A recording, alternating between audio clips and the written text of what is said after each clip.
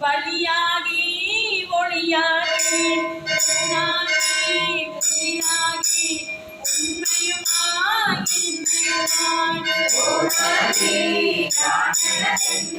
அவரவரை கூத்தாக்கி வானாகி நின்றாயே என் சொல்லி வாழ்த்துவனே வாழ்த்துவதும் வானவர்கள் தாம் வாழ்வான் வாழ்த்துவதும் தாம் உயர்ந்தே தம்மையெல்லாம் தொழ வேண்டியே